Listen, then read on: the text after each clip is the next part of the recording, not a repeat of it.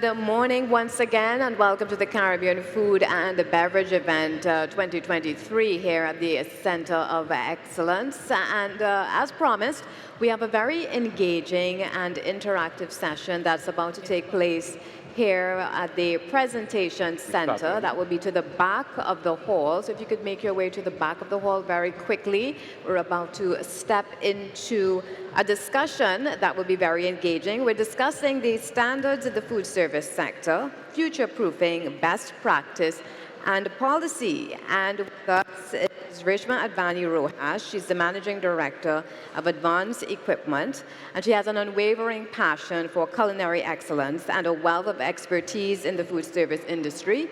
Mrs. Rojas, for the last 5 years, spearheaded Advanced Commercial Equipment Limited, the premier food service equipment and supply company, to unparalleled success. And with an extensive background in the field for over 25 years, Mrs. Rojas brings a visionary approach to every aspect of the business. Her deep understanding of the evolving market trends and customer needs has enabled the company to stay at the forefront of innovation, providing top-of-the-line equipment and supplies that cater to the ever-changing demands of the industry. So let's welcome Mrs. Reshma Advani Rojas to our panel. Good morning. Hi, Samantha. Thank you for having me. And with us as well is Mr. Marlon Francis. Marlon Francis is currently serving as the Research and Training Department Manager at National Schools Dietary Services Limited. And Marlon is responsible for conducting technical research to support the organization's operations. And this includes providing critical research support to maintain a high quality of customer service. And with his wealth of experience in the field, Marlon has held various roles within National Schools Dietary Services Limited, including Research Officer and Quality Assurance Officer. And Marlon has served as a certified instructor and a proctor for the National Restaurant Association Educational Foundation, delivering food safety modules and managing ServSafe candidates certification. Welcome, Marlon Francis. Thank you. Okay, so before we jump into our very engaging presentation, I'm excited to see what's about to take place. Maybe just your overall thoughts on the standards in the food service sector. Reshma? So I think that what's happening right now is we don't really have a uniform approach to things. There is a lot of interesting research being done both regionally and internationally, but there's no consensus when it comes to what the standards should be. So oftentimes, people in the food service industry are very confused because they're unsure of what practice they're supposed to be following. I think that's why Marlon and I work so well together, is because a lot of his effort, especially with the lab, a company that he's founded, is concentrating on making those things more approachable. Marlon? Yes. So there's no consensus among the local health authorities which standards or which best practices that we should be adopting. And as such, we try to put forward the best practices by adopting international standards. So one of the things that we could do to keep food safe in our country and regionally is to really have the best standards and people having the knowledge and the commitment towards maintaining the standards throughout their food service operations. So one of the ways that we could really probably get food safety down to the common man is to just promote education, food safety education, and hopefully it reaches down to the grassroots person. All right, that's interesting because that word education, that topic education has popped up so many times, I think in every single panel discussion we have had up to this time. So let's jump into our presentation. And I think we could stand for this. Absolutely. Why don't you grab a stand behind the table? Right. We'll take a look at some of the things we have. First of all, I'd like to know, why is food safety such a critical issue for our market today? So food safety, thanks Samantha. So food safety is very, very important. Over 600 million people on a yearly basis tend to get ill from contaminated food. In Trinidad and Tobago, even though our statistics may be a little shaky, 1 in 104 persons tend to get ill from eating something contaminated. So what causes the contamination of food, you would ask? This is going to be an interactive session, so I would like somebody from the audience, probably not a food safety expert, because I know we have some people who could be that. I want somebody to come forward. And who's brave enough to volunteer? Right. Oh, look, we have a volunteer. So we have a volunteer already. Right, nice, willing and able. So what I want to ask and we'll wait. And thank you very much. All right? Good afternoon. So, what do you understand by food safety? We know that food safety is something that, yeah, you should, right? So what, all right, good. So what do you understand by food safety? Food safety is, from my perspective, is ensuring that obviously the food is safe for consumption from all aspects, from manufacturing all the way down to the consumer. To the consumer. So you usually cook home, right? Sometimes. Sometimes. So what your typical Sunday lunch would comprise of? Leftovers. But okay, okay. Vegetables, meat, fish, beans. Beans.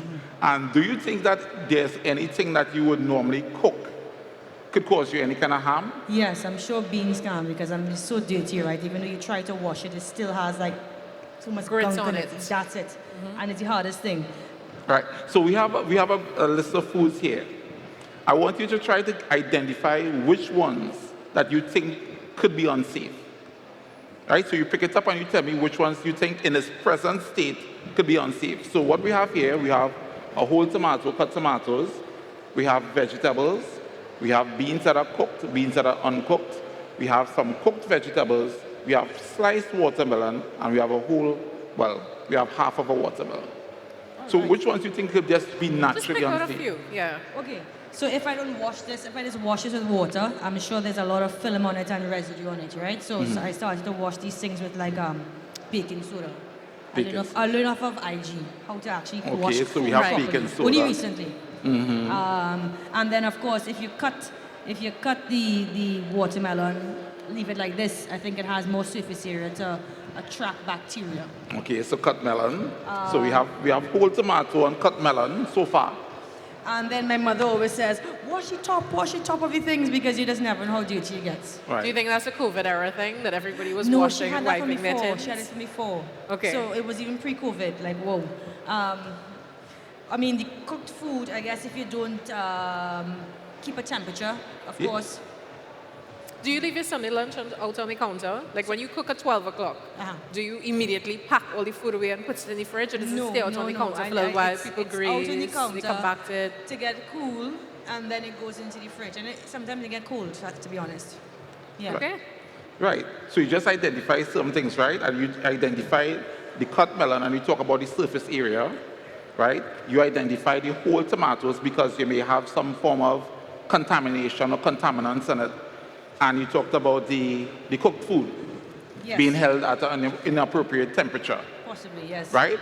Very good. So we'll get back to this later, right? So those are the three things. So we're going to talk about this. Is there anything else that you think here that's going to be definitely safe? Sorry, if everything... What else on the table here? So the assumption that everything else is safe? No, definitely not. I mean, these red beans, right? Like, I don't even know how to actually ensure that uncooked red beans, if they're actually clean. I don't know how to do that. Like, up to now, I still don't know. Right, so we have red beans that we kind of iffy about the red beans. I'm sure everything is just that out of stock because it would just be too... It'll be too much. Good, fine. Thank We you very much. appreciate it. Thank you so Right? much. Right. Okay. So, Thank you very much. So we identify some items that may or may not be unsafe. And as we go through the presentation, we'll try to debunk why some of them could be safe or it could be unsafe. Now, the thing about it is that when we talk about food safety, right, we talk about making sure that the food is safe for consumption, not causing any injury or any harm to anybody, right? And there's some ways that the foodborne illness could really cause people to have a negative outcome. One of the things is time temperature abuse. Anybody ever heard about that word before? Time temperature abuse. Yeah, okay. Of course. So what is meant by time temperature abuse? So you have the normal habit every day that people have, right? You cook your food, you put it on the counter to cool, as our volunteer said. You leave it out for a little while. Maybe you have people grazing throughout the day, whatever it is. You have time as a factor there. Time is always not on your side. If it's not held at the correct temperature, then that's the temperature part of the abuse. Now, you have tools and elements in commercial food service that allow you to mitigate those factors. But even in a home environment, you have to think about the fact that if things are being left out, especially if they're uncovered, or as the Trinidadians or most Caribbean people like to do, cover it with a kitchen towel, that is not the solution to preventing time or temperature abuse. They need to be in the correct containers, kept airtight, away from bacteria, and within a safe temperature range to prevent anything from forming on the top or within the food surface itself. All right, thanks, Rishma. Another way that your food could become unsafe is by using contaminated equipment or cross-contamination. Does anybody have an idea what cross-contamination is? What is meant by cross-contamination? Anybody? Anybody brave enough to, Fatima, guess? Do you know what cross-contamination is? Cross-contamination? Do you know the answer? You want to come? Come and tell us. Tell us what Come cross-contamination up on the stage and tell us what cross-contamination is. Well, this is something, it's a big deal. Hi, and your name is? Here's a microphone. Tell everyone your name. Hello, I'm Sophia. And Sophia, what is cross-contamination? Cross-contamination is when, say, someone was using a knife for cooking raw meat, and then someone else uses the knife to cook something else, but they didn't wash the knife. That would be cross-contamination. Very Very good. Thank you very much, very Sophia. good. Why don't you collect a little prize over there from him, and we'll see you in a bit. Right. I think I can even explain it better myself. I should probably bring her in on staff. Listen, she's available, and we charge by the hour. She charges by the hour. So good. Consultancy, you have to be So smart. cross-contamination. So what are some of the ways, Rishma, we could prevent cross-contamination? I say that we have some equipment out So we here. do have a couple of pieces out here, but one of the most interesting things is even when I came up here and I was chatting with Samantha, who I know from before this, she saw the color-coded thing on top and she said, I'm not supposed to throw that away. I said, no, that matters. So the colors actually do matter. When you get cutting boards, knives, tongs, things of that nature, they actually come with international standard colors, and we're just going to run through those real quickly. So green is going to be fruits and vegetables, so that's raw product. Yellow is going to be poultry, as in raw poultry. The cream is going to be fish. Blue is going to be cooked food. White is dairy. Red is raw meat. And purple is allergen-free food. Now, the purple has only recently been added, so a lot of things are still catching up to that. But a lot of people have to understand that cross-contamination happens most often right here, your cutting board. You running this under hot water for 2 minutes or a little squeezy does not take away the bacteria that is soaking into this material.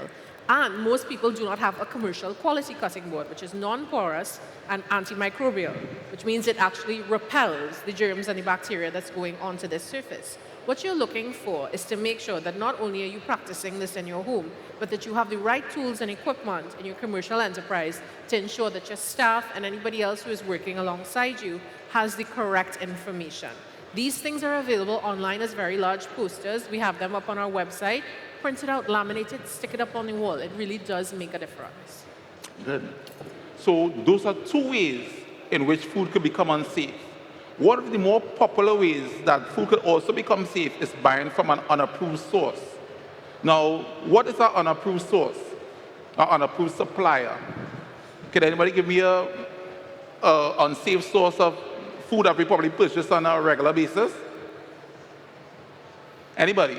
Any suggestions about unapproved sources that you may have bought food from in the past? You might be going down the highway, for example, and you see these nice big signs giving you some sale. And you would look at these vendors, and they may not have refrigeration. They may not have running water. And the equipment they use might be kind of questionable in terms of how clean and sanitary it is. But the prices are good, so we purchase it. Could anybody give me an example of a vendor that may vegetables? Doubles. No, doubles. Okay, fair. So doubles get, but how much people actually get sick from doubles? You don't know. Right? Because you know what? Every time we eat something and it's unsafe, and we get a little diarrhea running, you know what we say? It's the pepper. You understand? It's the pepper or the curry. So those are the two main culprits. But really and truly, what actually gets you ill is the pathogens that really comes from the food. Right? And some foods are more high risk of getting you ill than others, and these are called TCS foods. That's right. So I'm just going to go back to our examples here. So we talk about, could you buy watermelon on the roadside? Right? You could. Right? She's saying only Right? buy whole. So somebody's prompting and says only buy whole. So we have cut watermelon here. Now, a TCS food is something that requires a temperature control system to remain safe. Is there any temperature control system at the roadside for most of these things?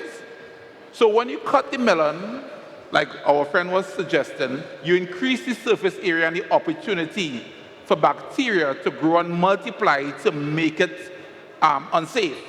Now, bacteria, you can't really see the bacteria. And sometimes what happens when you cut the melon, you transfer that bacteria or that dirt from the outside of the melon to the inside of the melon. And because of this, you make these conditions that are required for bacterial growth more available. So we call these conditions FATOM. F-A-T-T-O-M. That's right. Right? So that's the acronym. So what does the FATOM stands for? And if you understand what FATOM is, then you'll understand what do you need to keep your food safe. Right? So FATOM. So what is FATOM? So FATOM is food. The F stands for food. Right? So bacteria, like every other living organism, needs something to feed on. And they tend to be more prone, or they tend to like things that are protein rich. That is why you find things like eggs and fish and meat are susceptible to spoilage from bacteria when they're not kept in the appropriate manner. Then we talk about oxygen. So some bacteria likes to proliferate or likes to grow in oxygen-rich environments, although we have some that can grow without oxygen. Then we look at time and temperature. And Rishma was talking about time and temperature when we alluded to the time temperature abuse. So beyond 4 hours, if it is kept in something called the temperature danger zone, right, the bacteria will tend to grow and multiply to unsafe level. So the temperature danger zone, it sounds very technical, but basically what it is a temperature around room temperature. So it's 41 degrees Fahrenheit to 135 degrees Fahrenheit. So that's the temperature danger zone. So when you have a TCS food, and I'll give you the rest of the things that are kept in a temperature zone for 41 degrees Fahrenheit to 135 degrees Fahrenheit, for in excess of 4 hours, that's where the time comes in, the bacteria that is present tends to grow and multiply to a large number that could be unsafe for consumption. Right? Absolutely. I think what also Marlon and I were discussing a little earlier with a couple of people in and around the room, as well as amongst our own clients, is that how do we mitigate these things, right? You're talking about technical terms. Sometimes it's a little challenging for man on the street or maybe the staff that you're dealing with to understand those things. Simple tools make a difference. This is a pocket thermometer. Anybody who is in this building is supposed to have one of these on them at all times, because that not only gives you the cheat sheet at the back that says what those time and temperatures are that he's talking about, but it's actually on the face of the thermometer if you look at it. And this is something that somebody should have. You see those chef coats, they always have them in the pocket. It actually has a little clip to sit in a pocket. But this is something that every person who is dealing with food stuff should really have on them at all times. Now, there's variations of products like this that are available for different things. I mean, you have things that are specifically for your oven, specifically for testing meat, specifically for the inside of something versus the outside of something. But this is your key. Sometimes it does not need to be overly complicated. Sometimes it can be very simple. And if you want to follow along with FATOM and make sure that you don't have any problems with TCS foods, one tool can be a game changer in preventing not only your end user from becoming ill or having a problem, but for you maintaining your food service standards and safety. What it is that you said earlier, you said how many degrees does food drop at a time? Oh, if you have a food safety piece of equipment, like for example a camera tote, the foods that will keep your foods hot once you put it in hot, and it will lose probably about 1 degree Celsius every 4 hours. So why does something like that matter? More and more, especially with the advent of COVID, we're learning about the delivery systems. We're using apps, we're using drivers, we're using the internal systems in order to deliver items. If you don't have a food safe bag, tote, box, we have a couple of them in the demo kitchen, and you're welcome to go and take a look at them afterwards when we're finished. But something as simple as that matters. And no, a styrofoam box or cooler is not a substitute. because this is not the same thing. It's not built the same way. Yeah. So it's important that after you've worked so hard to produce something for the public, that when they finally get it in their hands, they're getting the same experience. So it's important to work with your delivery systems, your expectations of third-party vendors, to make sure that they have those tools and tricks in place. Now, there is something I did want to mention to you, because you and I were chatting about this earlier. The conversation about this was supposed to be future-proofing, right? What steps can we take to make sure that we're ahead of the curve? As always, sometimes the Caribbean region is a little bit behind the curve. We're catching up with the US standards, but something as simple as what he said about how many degrees Celsius per hour, is that common knowledge to anyone in this area? Did anyone here know that that was a statistic that they could call out for someone? So stuff like that is available widely on the internet, but it's very difficult to find information that you need that's specific to your environment. And that's really what we would like to be able to work with the greater public on, is trying to make sure that these standards work for the environment in which we operate. Okay. So let's get back to FATM. So we reached time and temperature, and that was really, really nicely by Prishma. The next thing that we're going to talk about, so we have FATT. After FATT, FATM. OM, yes. O, right? Oxygen, right? Well, I think I skipped the oxygen part, so we want to talk about the acidity. So bacteria tend to favor slightly acidic foods. Watermelon, is this an acidic component? They like things that are close to the alkaline. Watermelon. Does that favor? What this is this, does it taste acidic? No, right? So this favors, so it's more around the mutual, right? You all know the pH scale. So the pH scale would range from 0 to 14. So this is slightly on the acidic side or closer to the mutual side, right? They tend to favor foods that are slightly neutral, right, in that particular zone. And then we have moisture. Is watermelon full of moisture? Good. So we have these foods, and we selected some of these foods here, and we see that some are going to be unsafe, and some is going to be basically, let's say, safe to eat. Does this piece here support the definition for FATM to become unsafe? This is dried red beans. So look at it. It needs moisture. Does this have moisture to support bacterial growth? What happens when you take dry peas and you leave it in your cupboard for, let's say, 2-3 months? At most, what could happen? Sorry? Absorbs moisture? Somebody say it's absorbed moisture, but does it become unsafe where it comes to the point where it actually spoils and cannot be used? What happens when you soak this peas and it's ready for cooking? Does it become dangerous then? Does it spoil shortly after? No. If the conditions for bacterial growth, and we say that it's FATM, and you introduce water to this particular product here, it then becomes dangerous.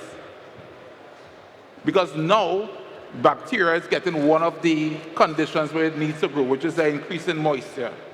Right? Remember, the peas also has protein that provides food for the bacteria to grow. Right? So we're looking at moisture and protein. If it is left up for enough time and at the appropriate temperature, it is going to start, bacteria is going to start to grow and multiply to an unsafe level. What about the doubles?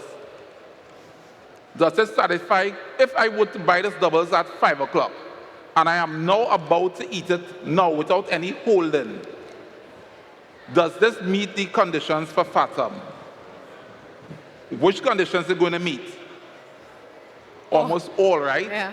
Because it's food, it's have protein in it from the chana, right? It has the correct pH. It has given enough time and temperature where the bacteria could grow and multiply. And it has moisture as well. So this, at 12 o'clock, which is beyond 4 hours, of being held without any temperature control, this is going to be a danger. And this is why you will get that nice, smooth diarrhea from it. It has nothing to do with the pepper. It has absolutely nothing to do with the pepper. It's pathogens. Samantha, I know you had some questions for us. Well, I don't know if there's besides, well, you talked about the diarrhea, which I would say is a risk of some of the foodborne illnesses, and you did go into the types of foods that put you at a higher risk, and you did mention a lot of the utensils that you could use to safeguard yourself. But as we bring a wrap on the presentation, I wanted to know, in terms of safety, what steps do the governments or larger organizations play in these sort of safety policies when it comes to food? I think it's going to be mostly about communication, right? I think all of us have had the experience here of working with various entities, whether it be through governments or regulatory boards, and we get a different story from every single person. I think all of us here in this event, as well as outside, have had experiences where one governmental board or inspector will give us one piece of information, another one will come in and tell us something completely different. What I think that has to happen is that the overlap between these entities has to be eliminated. So the people from health and agriculture need to speak to the people in trade and labor, need to speak to the people in customs excise, who also need to speak to the food health inspectors. Maybe we can even get some efficiency out of this, because instead of having 8 inspectors, you can have 4 or 3 or even 2 who perform the correct inspections at a standardized and publicized set of regulations. And I think that's key. How many people here actually know how to pass a health inspection? It feels like it could be up to the discretion of the individual that you get, the area that you're in, the environment in which you're operating. A lot of this has to do, and the reason that we're involved even in this process is to start conversations with people at the ground level. So the guy who owns the individual restaurant, the person who owns the bakery, the person who started an ice cream business, we want to talk to you all as individuals and say, okay, what are the struggles that you face on a day-to-day basis? What are the problems that you have? Bring in experts like Marlon, who from a scientific point of view are able to break down exact stress points for you, but to also be the bigger person to have the governmental conversation or organizational level conversation and say, here are the problems and the pain points we're experiencing. How can we make this much more efficient? And Marlon, you know, you were pointing out a lot of things for the consumer. What can we do as a consumer until these things and this unification happens in the meantime? So as a consumer, as I said, everybody has access to the internet, the World Wide Web. And I think it's really for every individual to take their own responsibility to educate themselves on food safety. It can be as simple as hand washing, because we know that poor personal hygiene is also one of the factors that lead to unsafe food. You know, when we had the COVID 2 years ago, hand washing was a really big thing, right? And because of just simple hand washing, we were able to decrease certain types of diseases over that couple of years that we had that COVID. I think everybody needs to take responsibility for handling food safe and being able to basically mitigate their own issues of getting ill from their own handling practices. For example, does anybody know how to store food safely in their fridge? Anybody? Do you know what's supposed to go on the top, the middle, and the bottom shelf? How you could avoid cross-contamination? What is the importance of covering your food? What foods you should be eating first? How do you store food when you buy it? So all these things are good things that we could do as individuals to protect our own health, to make sure that food is safe for us to consume. At the policy level, everybody needs to get onto the same page. We need to adopt a best policy. And this will come through conversations with the different parties, because even in our own public health system, they tend to have different standards for the same thing, right? So from an individual level, we do what is important to protect our safety and our safety of our families. And then we depend on the government agencies to make sure that the best practices are being used, so that when we eat foods from the outside, we are able to be confident that it's a safe meal that we're going to be consuming.